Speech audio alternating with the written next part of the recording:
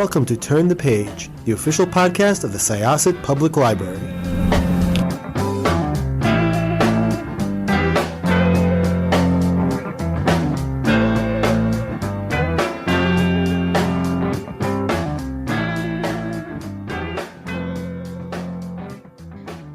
Hello, everybody. This is Evelyn Hershkowitz, Reader Services Librarian from the Syosset Public Library on Turn the Page. And today we are here with Abbi Waxman, who is definitely one of my favorite authors. Her books are just wonderful. If you haven't read them yet, you can go on to Overdrive, Libby. They are all available there. And here today, we're going to speak about her newest book that's coming out on May 17th called Adult Assembly Required. So Abbi was born in England in 1970, the oldest child of two copywriters who never should have been together in the first place. Once her father ran off to buy cigarettes and never came back, her mother became a highly successful career writing crime fiction. Sorry about that. She encouraged Abbi and her sister Emily to read anything and everything they can pull down from the shelves, and they did. Naturally lazy and disciplined to dress up, Abbi went into advertising, working as a copywriter and then a creative director at various advertising agencies in London and New York. Clients range from big and traditional to big and morally corrupt. Eventually, she quit advertising, had 3 kids, and started writing books, TV shows, and screenplays, largely in order to get a moment's peace. Abbi lives in Los Angeles with her husband, 3 kids, 3 dogs, 3 cats, a gecko, 2 mice, and 6 chickens. Every one of these additions made sense at the time. It's only in retrospect that it seems foolhardily. Well, I'm assuming you wrote that because you are a very funny person. It shows in your books. And I have to say another thing. You're a USA Today bestselling author. And this book that's coming out May 17th, Adult Assembly Required, has been a library reads pick. Yeah. So that's really exciting. That is exciting. Yeah, that's one of my favorite things. You're on a list with some great authors here. Some of my favorites also. Emily Henry, Book Lovers, Christina Lauren, Something Wilder, Chris Bojalian, The Lioness. What a great group of authors you're in with. It's very exciting. It was a very fortunate list to be on. I felt very special. Yes, I think it's fabulous. So tell us about the book that's coming out. I don't want to say it because I will give away things and I'm not good at that. So okay. I would appreciate if you could tell us what Adult Assembly Required is about. Okay, so Adult Assembly Required is set in the same world as my previous books, which is the sort of area in LA that I live in called Larchmont. And so characters from my previous books, Nina Hill and Garden of Small Beginnings and various other books, all those characters that you've met before do appear in this book. Nina actually plays quite a big role. Polly plays quite a big role. And our new heroine is called Laura Costello, and she's just arrived in LA. So at the beginning of the book, she's sort of doing a bit of a runner, getting away from her family in New York. She's about to go to grad school, and they're not very approving of her choices. And she's basically made a decision to break away a little bit and try and start over, which a lot of people do when they come to LA. You know, it's a good city for people to come and sort of start over and reinvent themselves. So that is basically what she's trying to do. And luckily for her, she has a series of disasters before the book even begins, and she arrives at Nina Hill's bookstore, soaking wet and with nowhere to live and nothing to wear, and is taken under Nina and Polly's wing. So this is your 6th book. Is it my 6th or is it my 5th? No, it's my 5th because I'm just finishing. Oh, 5. I'm sorry. No, quite right. I'm looking at the titles and I just assumed that one wasn't on there, but it is. Okay, so it's your 5th book, which I'm sure you're writing your 6th book. I'm nearly finished it. Yeah, I'm just working. Okay, we'll talk about that next year. We'll get to that. But your books are so funny. They have great characters, and in this one, they're in the bookstore, the characters, and Laura and Nina are talking, and she says to her, "Fair enough." Nina looked mollified and continued, "There are actually 2 public libraries within walking distance of Larchmont. The one is much closer. I'll find you the addresses." She made a face and the hours. There have been a lot of cuts, and one of them was only open 2 days a week for a while. "Doesn't the library kind of steal your business?" Nina looked surprised. "No, because there are a lot of people who want to read books, but they don't want to acquire books." She shook her head. Those people go to the library, and if they want to own something they've fallen in love with, they come here. The book wants to be read. I don't think they care much beyond that. I love that. Thank you. I absolutely love that. It's so true. Like, bookstores and libraries need to work together. Yeah, I think they're cousins, right? I Mhm. mean, it's all people who care about books trying to help readers find the books that they will enjoy, right? So there's like a shared goal. In many ways, you are the army and the navy of the book world, right? So someone might discover a book at the library and then want later to acquire a copy of the book, Right. but they feed each other, right? Or you might discover a book, you might be given a book as a gift and not want to spend, a chunk of money acquiring books, or not have room for the books, so you can go to the library and get the rest. Like, to me, it's all one big circular and supportive group. Right. Independent booksellers, libraries, writers, readers, we're all doing our best to try and find each other. Yes, we do. We most certainly do. So I just went a little off topic though, because your books they all take place in the same area. They of do, yeah. The new one California. doesn't, but this is probably for now the last of the Larchmont ones. Yeah, Oh, okay. So you're branching out, huh? a little bit. I moved. The new book is set on the west side. That's as far as I went. Oh, so you really haven't gone that far. No, I went to Santa Monica and Venice Beach for the next one. I'm not leaving the city. Yeah, Okay. that would be crazy.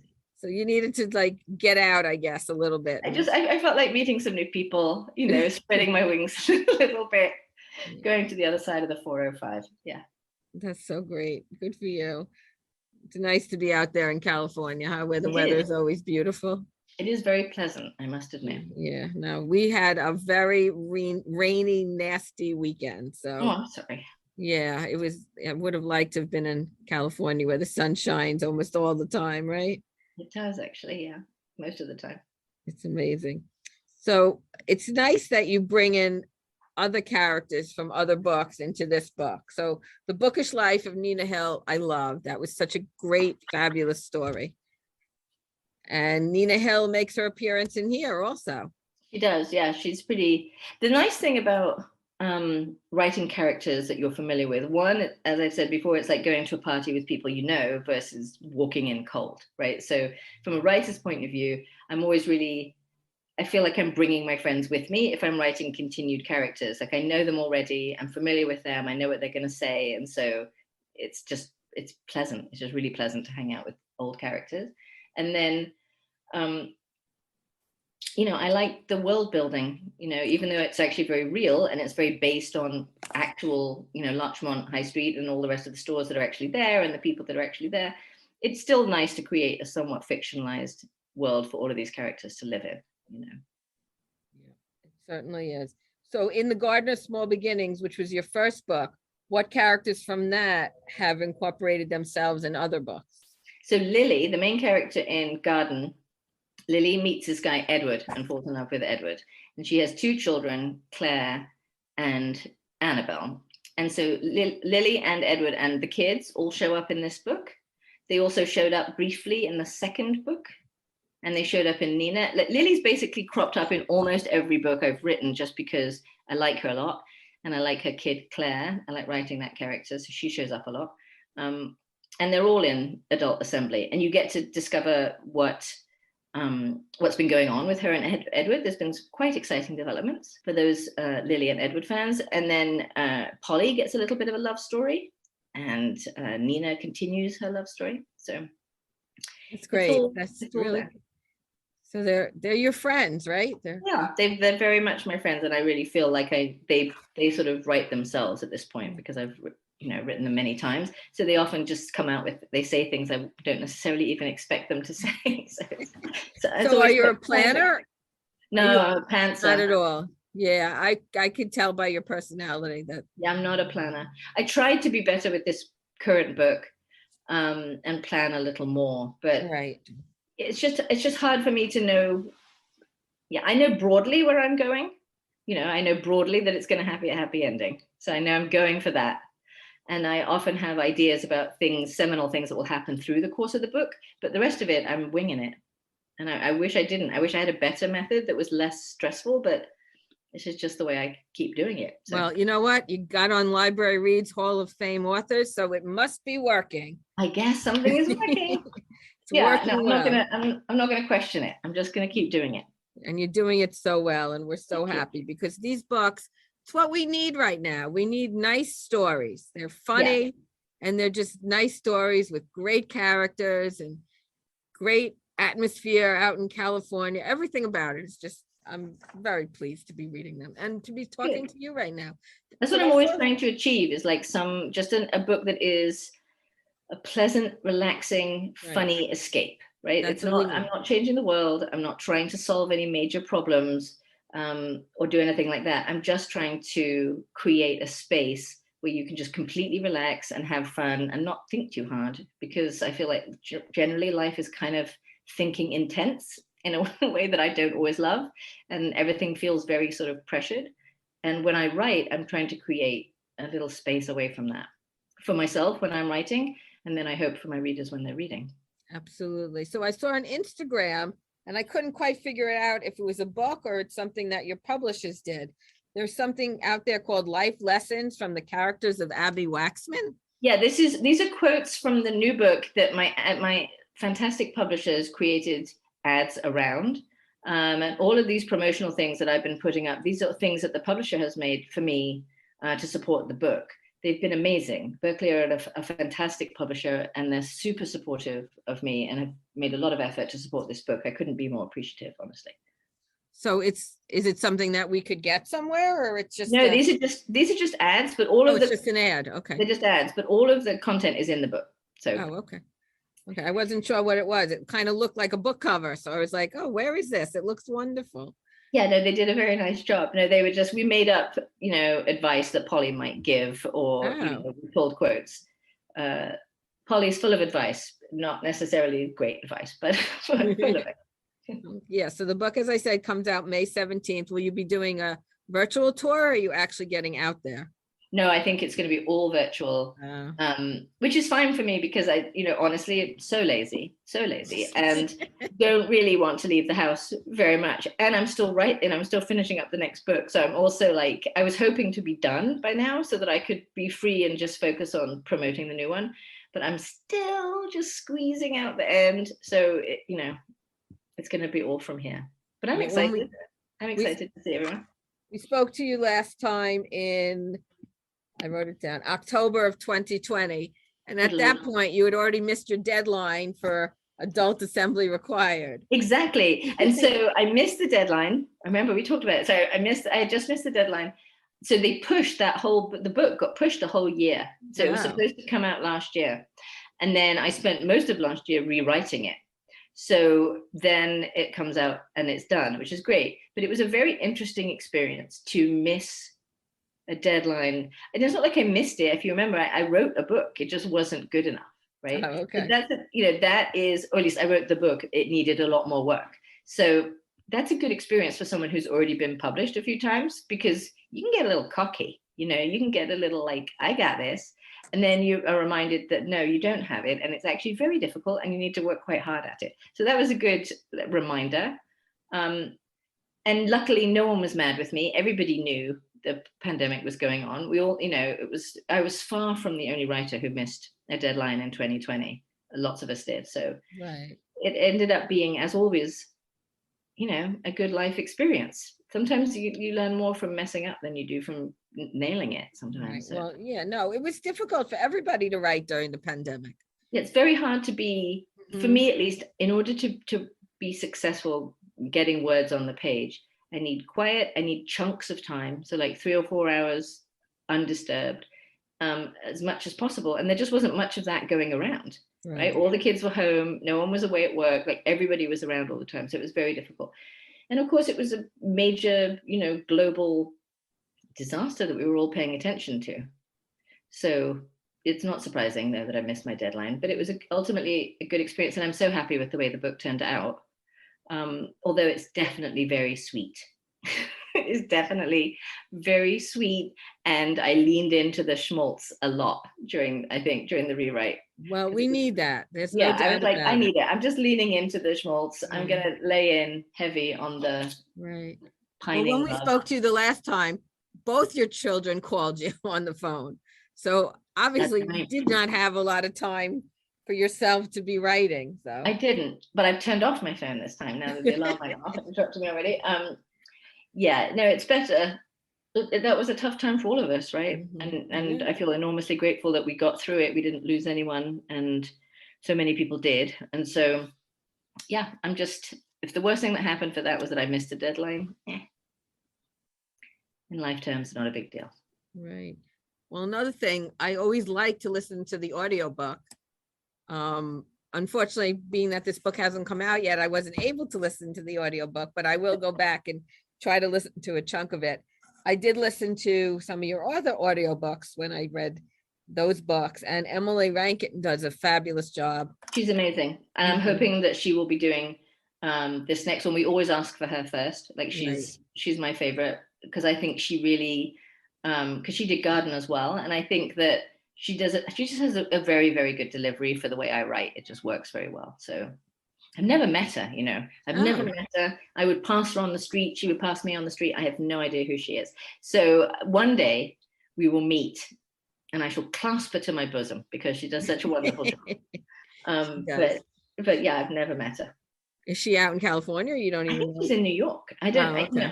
The advantage of all of, you know, the last decade of technology, of course, is that I think you can record audiobooks from wherever now. So I think people who are making a living doing that are able to be quite free and move about, which is lovely for them. Yeah, we've spoken to quite a few. Some of them have in-house studios. Yeah, I bet.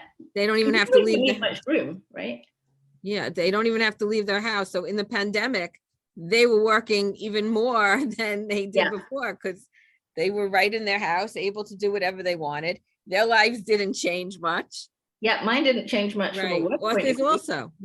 Yeah, I mean, we all kept working. I know I have friends who are animators out here, and they kept working. Like they just all moved their setups because it's, you know, to home, and they all just kept working. It didn't make any real difference to them. And, you know, just as a side note, it was a great time in LA, at least, to be a writer, because a lot of writers settled down and churned out a lot of work while they were, you know, not running hither and thither. And so a lot of writers I know have now, you know, a couple of screenplays in their back pocket, or they have a pilot for a new show in their back pocket. Like it just gave everyone a bit of time to. Yeah. In your bio, it says you've written TV shows and screenplays. I have, but largely unsuccessfully. And when you read that, I was like, I really should take that out. So yes, I have written screenplays and I have written TV shows, but nothing that ever got produced. It was just something I was doing while I was also trying to, you know, make a living with books. But I did read that Other People's Houses. Yeah, that got optioned. Yeah. Right. It says it's a TV dramedy with Sarah Michelle Gellar. Yeah, so that's, I mean, we'll see, right? And they optioned it, they keep renewing it. I wouldn't be surprised if it doesn't go away. Usually if these things don't move more quickly, they don't happen. But at the same time, it can take years. I have friends who have books were optioned a decade ago and then suddenly they get made. You just, you know, you have no control over it. And I try not to pay much attention to it, honestly, because it's, make yourself crazy. I mean, the reason I really started focusing always on books is I'm the only, pardon my language, asshole in the room that I have to deal with, right? Whereas when you're working in the movie and TV business, you have to please an awful lot of people. And I think it can be very frustrating, and I'm not good at that kind of stuff. So. So when you did decide to write your first book, was it published right away? Were you able to get? Oh God. No, I wrote two complete books that were so bad that no one's ever seen them apart from my husband. So those got written and thrown away. And then the third one, which was the first one that got published, Garden, that took me nearly 7 years to write, because at the same time as I was writing that, I had 3 kids. Like I literally was pregnant and gave birth to 3 kids. So that slowed me down. And then, because they're buggers and they require feeding and you have to talk to them and like, you know, put them away at night and stuff. So it was really time consuming. And the whole concept of, you know, you'll write while the baby sleeps, as we all know, is a ridiculous concept. You know, if you're lucky, you'll write a shopping list. Exhausting. Exactly. There's just no way. But then after that, by the time my youngest was 5 or so, I was able to, you know, and they were in school, I was able to get more done. But the rest have been churned out in a year each. So wow. Well, apart from the one I missed. Right. That's okay. We totally understand. Yeah, that took 2 years. But yeah, they take about a year. Wasn't an easy time. So I hope you had a happy Mother's Day yesterday. I did. You know what I got for Mother's Day? Power tools. Oh, okay. That's Is what I that what you wanted. wanted? That's what I wanted, and that's what I got. What are you I'm- building? I just like being able to repair things myself when they break, and I like being able to go woo woo woo with a power tool. It's really very immature and childish, but I enjoy it. Are we going to see any of your characters with power tools? I'm trying to think. And Nina Hill's boyfriend's a carpenter, right? So Right. he's going to have some power tools. No, but we need a woman. We do. I'll put one in the new one. Okay. I'll put one in the new one. I'll put in. Call her something. Evelyn after me. Evelyn's such a good name as well. I always feel Well, like you know what the funny thing is? I'm named after my grandmother, who obviously was born like 1900. Right now, Evelyn is in the top 10 most popular names. Yeah. So it's crazy. It's it's it like comes around. they come around. Is your real name Abigail or are you It Abby? is. No, I'm an Abigail, but only my sister calls me Abigail. Everyone else has called me Abby all my life. Mhm. So it's Abby on my driver's license. I Oh. think it's Abby on one of my passports, much to the confusion of customs. That was a mistake. Sure. Don't make that mistake. Right. But yeah, I'm an Abigail. I know you've said in your last interview how you have trouble naming the book. Oh God, titles are such a pain in my butt. I'm so bad at it. And it's one of those things that's really, really important, or at least something that feels really super, super important. Of course, if a book comes out and it does really, really well, then no one ever questions the title. But before it comes out, you hope that coming up with a great title will help it. But yeah, it's always a massive pain in the When we tuchus. I have spoke no to you, idea. you already had this title and it hasn't changed. So I guess This is the first, this is the first and only time in my career that we came up with a title, and I don't even remember whether I came up with it or the editor came up with it or who came up with it, but it just stuck. So yeah, so that is, believe me, shocking to all of us involved. But I still like the title. I think it's a good title. Great title. So do you have trouble naming your characters also, or that comes easily? That comes more easily because I usually just name them after people I know. Oh, okay. Because it's easier and because people don't mind and I'll ask. Right. So like I might steal your name, or, for example, the main character in the next one, whose name at least right now is Christabel Little, is named after a real woman called Christabel Little, who is a reader of mine and who was so kind and so sweet to me and wrote me a really lovely note and then took Nina Hill, the book, around the town that she lives in and took pictures of Nina like visiting various places, and here's Nina, in this cathedral, and it just made me laugh and was so sweet and amusing that I named my next main character after her. And the name is staying. So she's about to have a book come out. I mean, she doesn't care, I'm sure. Mhm. And I wrote and asked her. I think it's a positive thing. Hopefully. Yeah, I was like, sorry, I went ahead and did this. I hope it's okay because now this book is going to get published and it's going to be really hard for me to change the name because Little turns out to actually be quite important. The last name turns out to be important. And so luckily she wrote back and was like, no, that's great. I was like, that's thrilling. Thanks. That's exciting. Whew, that was literally, I had a sudden moment of like, oh my God, I forgot to ask. I really should have. I think if she loves you, obviously, loves your books, what could be better? Yeah, I hope better than having a character in the book, especially if it's somebody worth being named after. If it's a real. I love this character. She's a badass as well. So okay, good. So you want to tell us what that book's about? Sure. She's a scientist. She's a zoologist. When the book opens, she's doing research in the middle of the Indian Ocean, and then she gets a phone call that her father, who is a very well-known zoologist and TV personality, sort of like the Crocodile Hunter maybe, or David Attenborough, or someone like that, like a TV show nature guy. He famously went missing 25 years earlier after an airplane accident. And at the beginning of the book, she gets a call that he's been found. Ooh, and he's still alive. That sounds fabulous. So the book is about what happens then. That is so great. My son wanted to be a zoologist. There's still time. Didn't work out. No, it's not going to happen. Yeah. Well, she's an expert on violet sea snails. which Oh. are a very underappreciated group of. Okay, so Mollusks. tell me, how did you go about researching that? Oh, it was so much fun. So basically, I mean, I'm really into animals and I really like nature and animals and stuff. That's what I'd be wasting time reading about anyway. And I don't know how I arrived at the violet sea snails. I think I just started researching interesting things, and then I just follow my curiosity until I find something interesting. And these snails float about on the ocean, basically on a little snot boat that they've made of their own mucus. And then they float around. I know, exactly. And then they float around and eat whatever happens to come by. So I was just fascinated by this whole, like, that's a random thing to have evolved, right? Yeah. Like, how did Very that random. come about? Yeah. And so then I started digging and digging and digging. And then I just decided that that's what she was going to be interested in. It's not really important. It's not germane to the story, right? It just is why she's on this particular island so far away. But it gave me a really good excuse to spend a lot of time when I should have been working, exploring and investigating the world of the sea snail. Wow. Surprisingly fascinating. For this book, Adult Assembly Required, there wasn't much research for you to do. Is that correct? There was, well, mostly, there was actually, because she's a physical therapist, Laura. Oh, okay. I'm sorry. Yes. No, it's quite all right. So she's a physical therapist. Any excuse to do research for a start. Literally any character, you can look at any character in my book and think, why this character? And the answer is almost certainly because Abbi was nosy about something to do with that. So there's so Laura Costello, the heroine, is a physical therapist. And so I did a lot of research about physical therapy, the process of becoming a physical therapist, like what you have to know.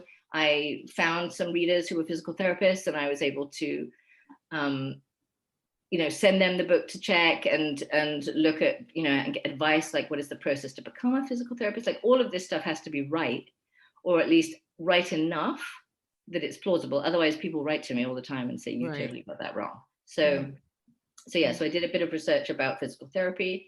And then the course that one of the characters applies to a course that they want to take, that's a real course. So things like that, like I try and make it, and then of course physically you could follow her steps, you could trace her steps around and they're all right. Like it's where she goes, it takes as long as it takes, and all that kind of stuff. Well, I'll tell you, as readers and librarians, we appreciate when the facts are right. I like the facts to be mostly right. Yeah, it's One of the librarians here, as soon as if she reads a book and something is totally incorrect, she will stop reading it. Yeah, it's very, it just bothers her that much that she doesn't even want to read it. Like she doesn't understand how that got past the editor. Right. Well, I've had mistakes make it all the way through. The editor, me, the proofreader, the lawyers, like mistakes do make it all the way through. It's just usually is something, what will happen is that someone will think someone else has checked it, or someone will assume that it's okay and it'll get through. But what it never gets through is the readers, because inevitably, if 10,000 people read the book, someone's going to know that it's wrong. Right. So yeah, that's happened to us a couple of times, but what can you do? And luckily, most of the books are in reprint, so I've been able to catch mistakes or things I want to change. Really? And you've been able to change it? Yeah. Oh, can you tell me what, for instance? Like give me a little tidbit. I'll tell you a serious one. Oh. Here's a serious one. So in the first, and this was a good thing to be able to do as a writer, and I'm glad I did, and I'll address it now. So in the first printing of Nina Hill, Tom makes a joke in passing, very much in passing, a very casual joke. And he says, oh, well, it's not as bad, because his brother says something about falling in love being a hereditary thing, and a genetic thing. And he's like, well, at least it's not, like a cleft palate or some other thing like this, right? Very much throwaway line. Someone wrote to me and was like, what the actual F? Why, people with a cleft palate, that's a real thing. That's a serious problem. Like, this is not, like they were pissed, really pissed with me that I had made this offhand comment. And the thing was, they were completely correct, right? That was just a joke I shouldn't have made. It was a joke that was just I wasn't thinking. It was a joke. I mean, I was thinking because I'm working, but it was just the thing the character said. But I gave it very little thought. And her point was, you can't give these things little thought. You have to think about what that means to someone who is having that experience. And it's really a serious and terrible problem. Anyway, so she tore me a new one, and I didn't blame her, and I apologized. And luckily, when she'd written to me, I had already sort of started to feel bad about that because someone else had mentioned it. And so we took it out. Oh, okay. We took it out. And I changed it to some other joke, probably Mhm. equally as lame, but still a But joke. it didn't insult It anybody. didn't insult anyone. Yeah, so I've tried to, you know, as a person, I've tried to be a bit more thoughtful about, because I tend to be sort of quippy and offhand, you know, like lighthearted and sort of throwaway and a little bit sarcastic and British. And sometimes that can be hurtful to people, and I don't mean it to be. So the process of being a published writer has meant I've had to sort of look at myself and think quite carefully and more carefully about what I say and how I write. And that's a good thing. You know, that's a good, Mhm. you know, I'm sorry I made that joke. It wasn't a very funny joke, and now I fixed it. So that's, Okay, that's great. what can you So, do? yeah, no, it's, your readers are definitely important. Very important. I think Mhm. about them all the time, you know, when I'm writing. Yeah, I think about them constantly. Like, and when I put in things that I think, not even new readers, but I think a lot about the readers who followed me from the beginning. And I'm very fortunate. I have readers who auto buy my books, which is an amazing, amazing compliment. If someone's like, oh, I didn't know what the new book was, but I just went ahead and bought it. That's so nice. right. And so trusting. And so I do think about them. And sometimes I'll put in tiny, tiny references that only someone who has read the other books will get. Right. And then Okay. I will know that that is my little way of saying, I see you. I know you're out there. I know you. I can hear you breathing. I know you're Wow. reading. So nice. I like that. It is. It's a very lonely job, really, writing, but it doesn't feel very lonely when you have readers who talk to you, you know, and write to you and stuff. You feel Right. like you're sort of doing it for them. Well, that's what's so great about social media. Oh my God, it's so nice. My Mhm. mother obviously was a writer all her life, and we would occasionally get letters. I remember when I was a little kid, she would occasionally get written letters. But back then you had to write to the publisher. If you were lucky, it would get to the right person at the publisher, and they would bother to forward it Right. to your agent, who would then forward it to you. So that is not the case. I get texts, you know, and on Instagram all the time, people talking to me, and I love it. Yeah, no, it's really great. So what do you read? What kind of books do you like to read? Who are some of your favorite authors? I'm really boring. I really like to read P.G. Wodehouse, Agatha Mhm. Christie, like old golden age murder mysteries are Oh, okay. my jam. And so especially when I'm writing, I don't read my own genre when I'm writing, because I'm always terrified I'm going to steal something, or I'm just going to give up in horror because I know Emily Henry has written something so funny, or Beth O'Leary has written something. Have you read her newest, Emily Henry? No, I can't read anything at the Oh, moment. okay.